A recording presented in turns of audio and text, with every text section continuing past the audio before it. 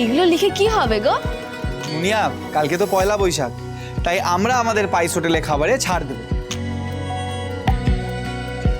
ওই ধরো কেউ যদি 100 টাকার খায় তাহলে আমরা তাদের 20 টাকা ছাড় দেব, মানে তাদের থেকে 80 টাকা নেব। ও বাবা, তাহলে তো অনেক লোক আসবে খেতে। সেই জন্যই তো ছাড় দেওয়া। তার মানে তো কালকে আমাদের অনেক বিক্রি হবে। যত বেশি বিক্রি হবে তত বেশি লাভ হবে, আর প্রচারও হবে। তাতে আমাদের রোজগারও বাড়বে। তাহলে আমি একটা কাজ করব, এইটা নিয়ে গিয়ে বাস স্ট্যান্ডে দাঁড়াবো আর সবাইকে চেঁচিয়ে চেঁচিয়ে বলবো, আসুন আসুন আসুন, আদি হরগৌরী পাইস হোটেলে খেতে আসুন। পয়লা বৈশাখের ছাড়, 100 টাকায় 20 টাকা ছাড়। এই মুনিয়া, আমিও তোমার সাথে যাব। হ্যাঁ, আমার মায়ের গলায় হেব্বি জোর। গুবলু বলে ডাকলে সারা পাড়ার কাকুরে পালায়। তবে রে, দাঁড়া তোরে।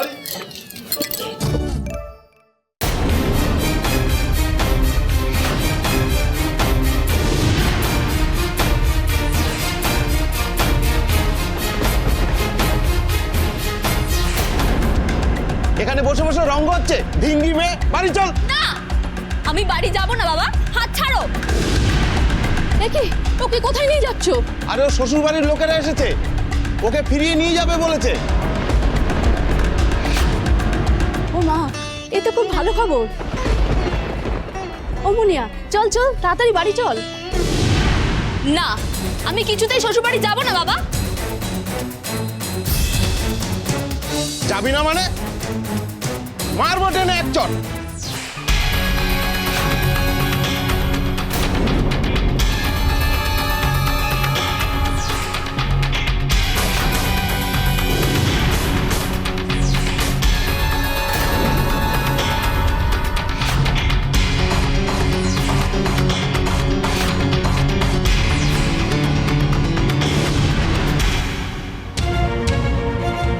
মেয়ের গায়ে হাত তুলছেন, লজ্জা করে না আপনার? তো কি করব? এত করে ওর শ্বশুর বাড়ির লোকদেরকে বুঝিয়েছি, তবে ওরা ফিরিয়ে নিয়ে যেতে রাজি হয়েছে, আর শেষে কিনা এই মুনিয়া বেঁকে বসছে। ও মুনিয়া, বিয়ের পর শ্বশুর বাড়িটাই তো মেয়েদের ঘর সংসার রে মা। মুনিয়া, তুমি শ্বশুর বাড়ি যেতে চাও না কেন? দাদা বাবু, আমার বর একটা মাতাল, কোনো কাজ করে না, প্রতিদিন রাতে মদ খেয়ে এসে আমাকে মারে। আর আমার শ্বশুর বাড়ির লোকগুলো খুব একটা সুবিধার নয়, কথায় কথায় আমার গায়ে হাত তোলে। এটা আপনারা জানতেন?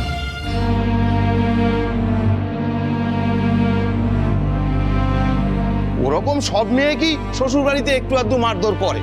না, করে না। আর যারা করে তারা খারাপ। এরকম শ্বশুর বাড়িতে কেন পাঠাচ্ছেন নিজের মেয়েকে? একবার মার খেয়ে মুনিয়া ফিরে এসেছে, কিন্তু এবার মার খেয়ে যদিও ফিরে আসতে না পারে তাহলে?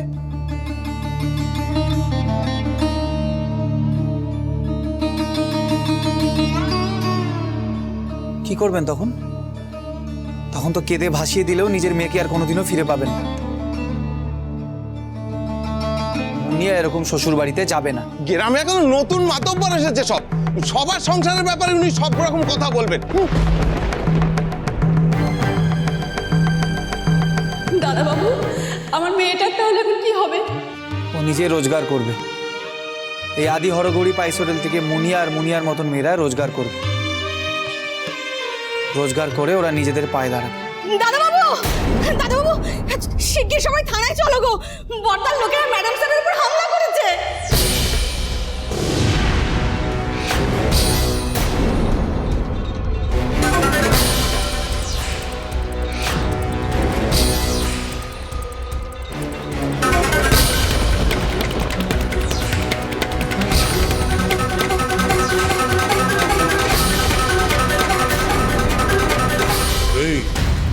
তোদের বললাম না লকআপটা ভাঙ।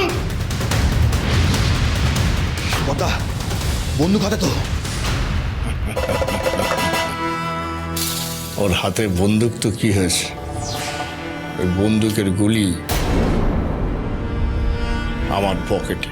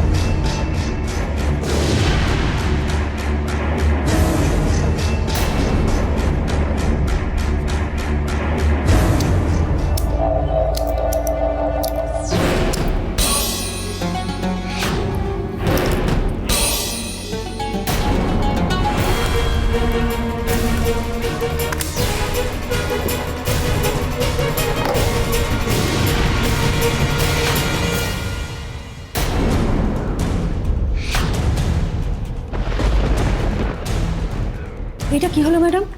আপনার বন্দুকের গুলি হারাধন সরকারের কাছে গেল কি করে?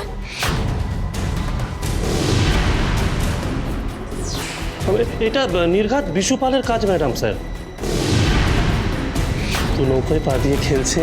কে কি খেলছে সেটা আমি পরে বুঝে নেব, তবে এই হারাধন সরখেলকে আটকাতে আমার বন্দুক লাগবে না।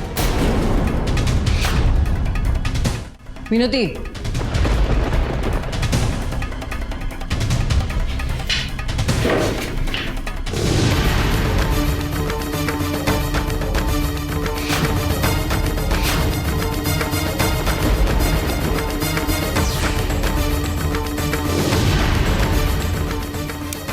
মনে আছে তোমার ডেরায় ঢুকে তোমাকে কিভাবে তুলে নিয়ে এসেছিলাম?